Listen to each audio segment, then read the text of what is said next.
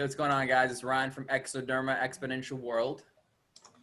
Hey guys, this is Lou, also from Exoderma. Today, we are talking about Amazon and drone delivery. Specifically, actually, 2 days ago, I read an article that Amazon was recently approved by the FCC to be able to fly their drones. I'm not sure specifically geographically where, but they are going to be testing out drone deliveries. It's super interesting to me because first off, I'm a follower of sorts of Amazon, not necessarily an Amazon Prime member, but I love Amazon and the concept of what he's trying to do, and especially in regards to the final means of transport. So like how you actually get it packaged from the facility to the home in like a day or 30 minutes or whatever. So that's what we're going to cover. Specifically, let's talk about these drones. They have to be able to carry weight. They have to be able to move in 3D space. They have to be able to last for a certain amount of time. What kind of constraints are we looking at? What's your technical specifics on drones, Lou? Yeah, I mean, there's definitely, I guess people come up with these equations that they can pretty much, they have an idea of how long a battery lasts and how much power is being, used by all the rotator things. I mean, sorry, the motors that are rotating the fans. So the equations can predict how much weight could be placed on a drone, right? And for how long that drone could fly that much weight. So they've developed these equations to have those types of predictive capabilities. So it really depends on the package that you're sending, pretty much how far you could travel with it, or how long you could have it in the air. So you're saying that on top of, wow, I wasn't thinking about that. So you may have different size drones maybe, or maybe certain size packages that can be like, I guess you wouldn't be able to transport them because of their weight. And it could be it could be a small amount of weight over, right? That would throw off the entire calculation. Well, yeah, it would have to have a limiting, range, so that anywhere inside that range is fine, but outside that range it would probably be troublesome to have.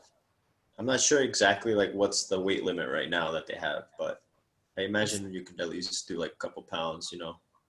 But Uh, we're looking at an electricity issue, like power storage issue. That's what we're talking about right now.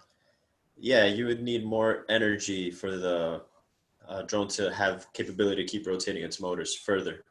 So one of the other articles I saw was, I think in UK maybe, where they are considering putting like, I'm not sure if it's real or not, but it's conceptual, where they have this lamppost that you would walk down the street and it'd show light, but on top of the lamppost was actually a charging port, a landing pad for a drone to land and recharge quickly and fly off. And so that's That's something, awesome. right, to imagine. Have you seen it was also just a video edit of the blimp, No, no, the Amazon blimp? I Oh haven't. I man. haven't. Okay, were you about to say something? No, I was. Yeah, just that's cool that they have these places where they could recharge the drones mid-flight. I guess that would definitely work if you needed to send it further than is possible with the one charge of a battery. Yeah, I mean it's that I guess, see, would you ever put two drones on the same on one package? Is that a math equation we're talking about? Yeah, I guess you could do two drones to carry one package, right? Yeah. It would be double the amount of force technically that you're able to produce. So yeah, you It'd just could be send something coordinating. twice as heavy. Yeah, I would have to coordinate the movements between the two drones so that they're always, in the proper alignment, not Okay. twisting the box and then spinning out of control or something. Which that'd be super interesting to see. So they'd also have to have, ooh, so this is where programming comes into handy, where they'd have to have program instances where maybe the wind would blow one of the drones off axis and there would be a sequence or a function to be able to correct for that. Yeah, but now that I'm thinking about it, I think it'd probably just be easier to have a bigger drone. Yeah, like an octo quad, like the ones that have Yeah. four, like 8 wings and four around each 8 wings. Bro, check this video out real quick. This is what I'm talking about. I'm about to share the screen because people are gonna be able to see it also on if Dude. they decide to watch this. But all right, so this is just a video edit. It's not real, but it's super cool. Okay. Imagine. What is it, StarCraft?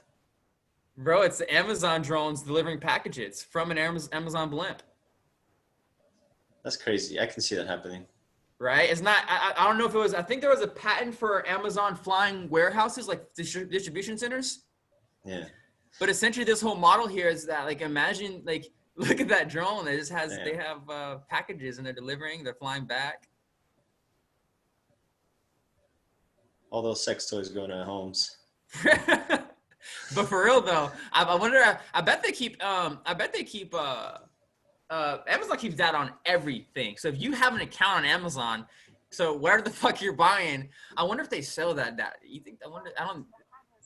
I'm not sure, but they probably do Hold on, some my weird computer's stuff still with playing it. audio. What are you saying?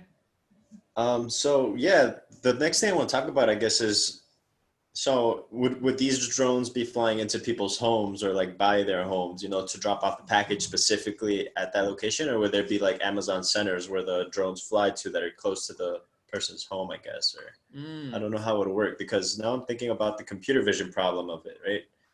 You have GPS that could kind of relatively position you by that person's address, but then if you want the drone to fly to the doorstep, you need some type of computer vision algorithm to detect, doors and stairs and the number of the house so that it knows that that's the location that it's supposed to be at. So are we looking at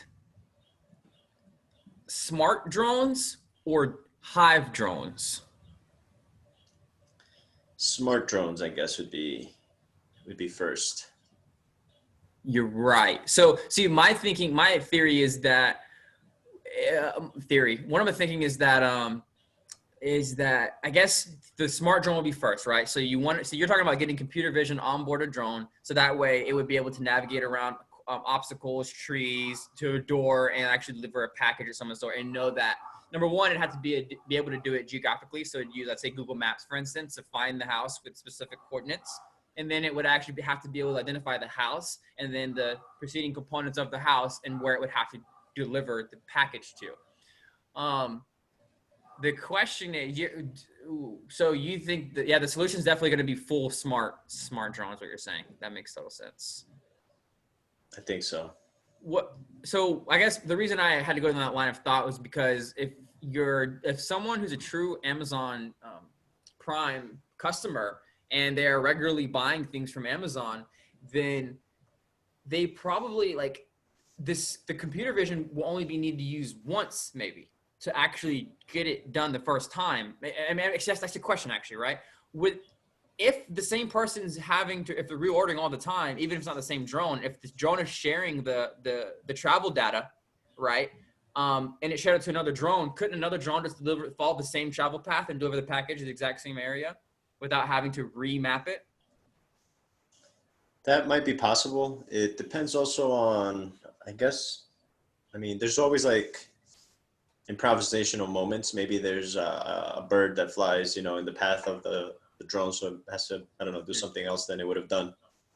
Something like that. I don't know. Got it. So instead of like trying to think of every possible scenario that's not a perfect delivery, you would actually use machine learning, computer vision to handle those constraints. Yeah, so exactly. This is where we get into the world of what would it be? Control systems. Which is In like which, robotics and yeah, exactly. So the drone is picking up data, right, with the images at a certain rate, 30 frames per second, let's say. And each one of those frames starts getting processed and analyzed. And depending on the output of that analysis, the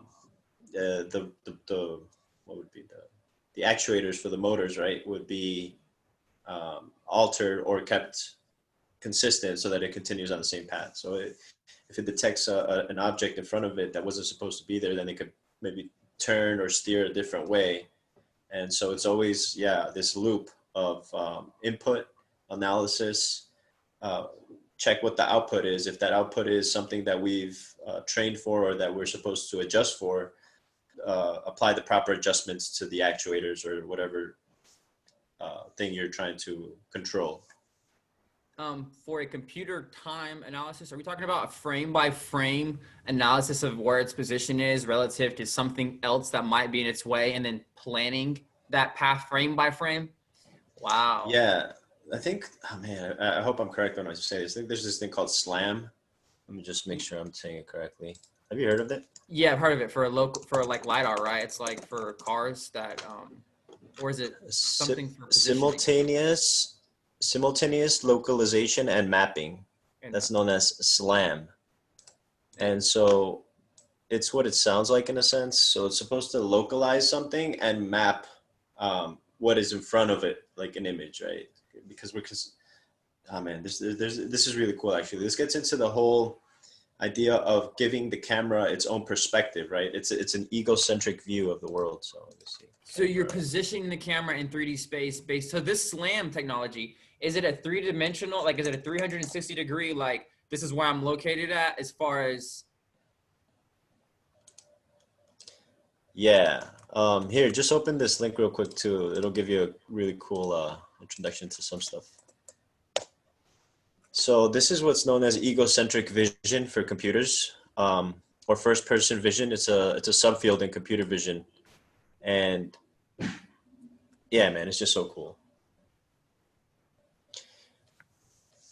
It pretty much would like lay out the rules for a robot to be able to move in a 3D space by having a quote unquote sense that it is an object, and then that it can relate to other objects outside of it. Interesting. So, so this whole SLAM thing is literally just the concept of giving something an I'll call it an orientation, but even though it's not really orientation, it's kind of like a position, or I guess a relative positioning of where they are in reference to other objects, or a relative perspective of where they are in reference to other objects. That sounds more right. Yeah, it's very I would say technically difficult to explain, but that's a general essence of what it pretty much is. It takes data that it gets from those 2D images, and it tries to have some type of 3D what would it be like, prediction about all those points, and then it reconstructs it, and you're able to make a map of the objects that you have on these 2D images. And you could theoretically, and they have to do something that actually is able to sense depth, I imagine. Depth is the real issue here. Yes, the depth is the real issue. And I guess they solve it by having stereoscopic vision. The cameras, the smart cameras that I think the one you sent me, or I know the one I sent you for sure has a regular camera and a stereoscopic camera on it as well for the depth sensing. Oh, yes. And actually, I'm looking right now online, and it says that I guess they use LiDAR mostly for this stuff too. Interesting. For the like the depth. Wow. So human eyes, or I guess biological eyes, are just really advanced in general. The processing that goes into actually. So for a drone to actually be able to deliver this, like, and they use LiDAR for drones, you're saying, for mapping out their 3D? That's one of the methods that I'm seeing online that's very popular apparently. Interesting. Yeah, I guess the one that, okay, so the SLAM seems to be related to LiDAR. And what we were talking about before with the 2 cameras, right, for stereoscopic vision, which could reconstruct the 3D objects as well. It seems like it's mostly called structure from motion. Structure from motion. Yeah. That sounds super like what we need. Yeah, that would be able to create, I guess, those 3D representations of people and stuff like that, if you were able to get stereoscopic vision of them. Wow, so you're talking, so this technology already exists then. We're talking about 3-dimensional image processing and SLAM, like all this technology is already in these high-tech drones, so they're able to actually map out a route. So I guess Amazon's would be, they'd be able to map out a route and avoid any potential obstacles should anything change. Yeah, check out what I just sent through the link on Zoom. It's from MATLAB, from MathWorks, and it explains literally why SLAM is important. And yeah, it talks about all the stuff we were just mentioning.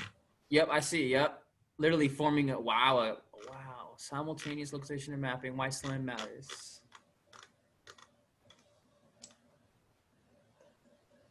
So my question is, couldn't you do something similar with machine learning where you just plugged in a whole bunch of data sets and had it create some three-dimensional image if you gave it I guess this is that idea. This is that implementation of that idea. But this implementation is done via math, right? Like they actually went the hard route and did the math themselves. They use Kalman filtering, which I've seen reference to before. Yeah, right there it says that SLAM is useful in navigating a fleet of mobile robots, to arrange shelves in the warehouse, parking a self-driving car, delivering a package by navigating a drone in an unknown environment, what we were just talking about right now. Yep.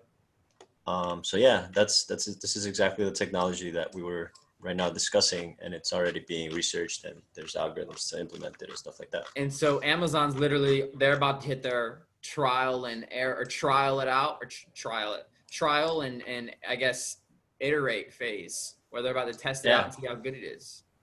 Yeah, and that's when they can update their machine learning algorithms or their computer vision algorithms to have better performance, better efficiency, and stuff like that. That's, I guess, one of the. I mean, they're also capable of doing this by running simulations, right, in virtual environments, virtual worlds, like a video game or whatever. But that's rarely similar to what real life is like. Real life is a lot more chaotic and noisy.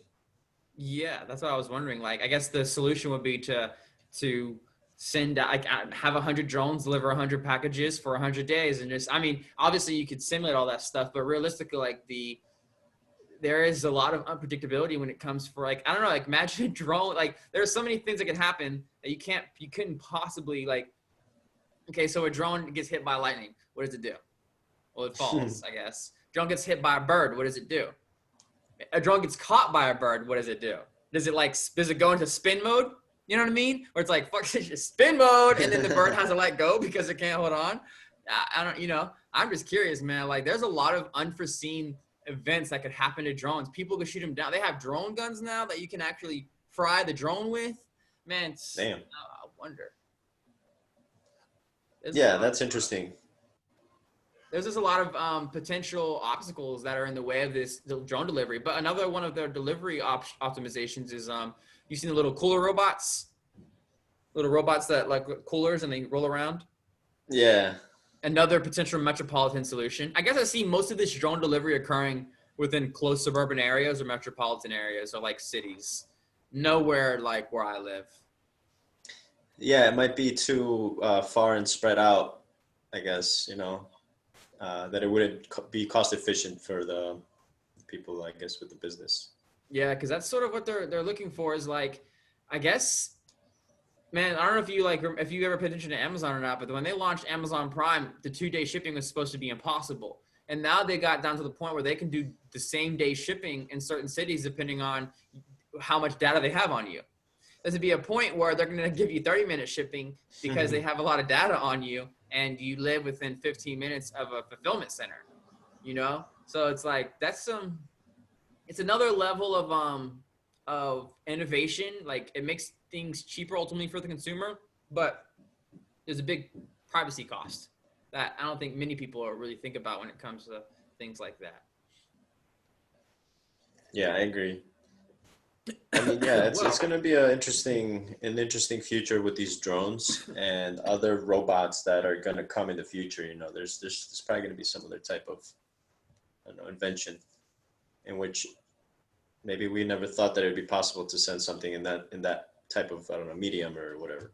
Yeah, I mean, they have fireworks shows where they do it with drones instead. They'll have choreographed like 1,000 drones, and they'll do these light display shows. And like, I'm sure there are plenty of applications that really haven't been considered. Man, could you imagine high-rise window cleaning done by drones? Like, there's so many companies that. So I follow a lot of accounts on Instagram, and they're FPV drone flyers. So they actually have full-on businesses where they charge real estate agents, or they charge X business they put their headset on, they fly around and record this dope-ass video of some location, and then they $500 for it. And they have like this. Like, it's a full-on business already as it is, but it's crazy to think about automating it in the context of actually, I mean, like, drones being everywhere at this point is what we're kind of talking about, maybe, or no? Yeah, it's gonna be a regular occurrence to just watch drones flying overhead. That'll be super interesting, man. I guess more stuff to come, more stuff to change. All right. Well, I guess that's the end of this one. There's not really. I guess there's not really much to cover on it, just because. What is it? There's not a lot. There's not enough. There's not I mean, firstly, I don't know too much about it. There's probably so much technical stuff that goes behind all this stuff that I don't know about. It's. I think there's a lot of technical stuff, but like I mean, we're talking about control systems at that point, but like beyond just the control systems and like the machine learning, which is integrated, and I guess there's a whole bunch. What were you gonna say? I mean, we could have gotten into a little, and I'm not too knowledgeable on this part of it, but like there's this whole concept, hardware, then you have software, and there's actually this other concept of firmware, which is another layer of this code that exists, let's say, for computers, and it's an interesting part of I guess, initializing a computer system, I guess. So is it like a security component? No, it's like a read-only type of memory. That's where ROM comes from, like CD-ROMs, read-only memory. Yeah, and it's basically what boots up your computer initially, right? What makes it start up and what configures everything in the beginning. And you can't change that code, because if you're able to change that code, you'd completely mess up your system. So yeah, and there's like, firmware and all types of other machines and devices that are invented because it's the code that runs without any interference from the programmers. It can't be changed, it can't be messed with. So it's like all the code that exists at the core of the hardware that you're working with. I guess there could be firmware updates, but yeah, that's pretty much the same still. So I guess in my mind, this is like the last line of defense. If you had a whole bunch of drones flying around and they didn't have a firmware update, then there could potentially be some. I mean, would that make a random flying system vulnerable to attack then? Yeah, I guess you could have a hacker, get into the firmware and mess with like the connections of the rotor, like the motors and stuff like that. So it could shut off one of the motors, or it could shut off both the motors, and the drone just starts falling down and stuff like that. Got it. So the firmware, depending on who writes it, can control any part of it. Yeah, it's the instructions to tell the computer how to interface its hardware with its software. Interesting. Yeah. I haven't considered that at all. And that's probably a really big part of, I guess I'm trying to think about how it interplays with drones and I guess, I don't know. I guess I don't understand. I mean, I see firmware, but I guess I'm trying to think about how. If we're ever going to make our own hardware system, we're going to have to write our own firmware, because it doesn't yet exist for that system. You know what I'm saying? Hasn't never been configured before, because it's some specific system, like our suit, right? Our suit's going to have a firmware layer that we're going to have to write, because we're going to have to tell it how to interface with all the sensors and whatever like other sensor fusion algorithm has sensor fusion algorithm stuff on it. Is that where you put that as well?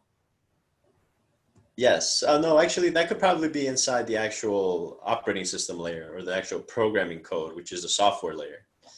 But the initialization of what the EMG sensor is reading from, like which port or USB port it's going to pick up the information from, that's the firmware controlling it.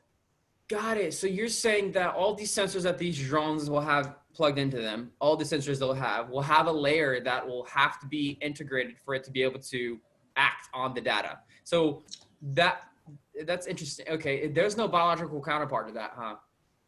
That's called the supposedly our nature, right? Our innate programming. That's the firmware that we have. Got it. Because right, our eyes have this connection to a certain part of our brain. That's just the configuration that we have, and those things do what they do because of the programming that's in the genetic code. Yeah, but we can't. So far as yet, we can't change the firmware. We can only layer things on top of it. Yeah, exactly. Huh. Yeah. This is so interesting. Okay, so so literally having to integrate and I don't know how many drones or how many sensors a drone has on it now, but if you're talking about any kind of robotic system, like you just mentioned SLAM and LiDAR, and they are two separate things occasionally, I imagine. So I guess they use LiDAR to like to do SLAM, I guess. Okay, it's one of the sensors, one of the pieces of hardware they use to collect data. And then Yeah. all of these would have to be integrated to create some kind of singular data source that could therefore be processed and acted upon. Interesting. So like if you were to like if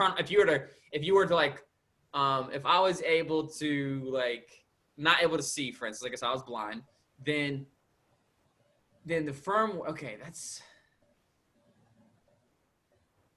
I can't think of an example on this one, but Yeah, it's also kind of different because I don't know, man. Computers and humans are not too similar in a sense, yeah, I'm just trying but to relate there's it so I some can understand. analogies. Yeah, a simple analogy to say like, okay, so like my brain knows, okay, so most of my brain is evolved for sight processing, for visual processing, right? Right. I mean, at least like, I guess that's one of the theories, that a lot of the brain evolved for visual processing. And so this firmware layer would say that 70% of the energy that comes into the human body is going to be used hypothetically for the brain to visually process data, or 25, and that would sort of be a firmware layer that could hypothetically categorize energy for certain things that need to be done no matter what, like the rotor spinning. So would firmware control electrical, like the dispersal of electricity as well, like the energy control? Um, I think it would probably control like where the energy is input from, right, and where it's going into the hardware system itself. So those connections would be controlled by the firmware. It's all about interfacing some other system that's inputting into the hardware that you're using or outputting. It's about that interface control. So like when you're typing on your keyboard, right? All the keys that you have that are able to type, they have some connection to the underlying motherboard, to the underlying CPU. And so the firmware controls which key is related to which port on the, or which, I wouldn't call it a port, but it would be like which part of the CPU. Because there's so many keys, right? And so there has to be different pathways from these keys into the computer so that it knows that it's a different key.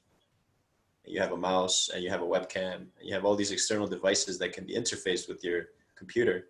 And the firmware layer is the layer that controls how those devices are connected to your computer.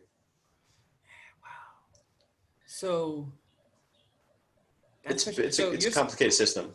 yeah, I'm trying to like wrap it. Like I see like I say, I imagine a sphere in the center of like this visual sphere, right? A three-dimensional sphere. And there's a whole bunch of wires that connect it to a whole bunch of cameras, a screen, key. So all these keys have their own hardware pathway that identify them as a different key. Um, and what the key actually does is handled by, or like what it has, how it affects the software is handled by the firmware. Yeah. Interesting. Yeah. Okay. So And it's then like, the software is kind of like I don't know, I call it like a habit that we form, right? Like that's the analogy to biology for me, because the software is a program that a programmer wrote with a specific purpose in mind, right? So you program something and then the computer is able to then have that ability. Now it has that function inside of it. It's like me learning to play the guitar, right? So if I want to learn to play the guitar, I have to practice it, and that's me programming my body to have that function now in it. So that's my software update. Let's say I've updated my software to be able to play guitar or and something else. the firmware is the neuroplasticity. Yeah, the firmware would probably be like the DNA, like the instructions that govern how. how the pattern is saved. Yeah, Yeah, that makes sense, because just saving the pattern isn't what we're talking about. We're actually talking about how the pattern is even saved because you could like literally do the same punch 10,000 times and that punch is really good because it's, or play a song or, wow, interesting. So literally the yeah, and I guess the hardware would be the molecules. I guess it's like that small. The pieces that make us up are from that size. Like because cells are like cities, like in complexity. So their building blocks have to be tiny.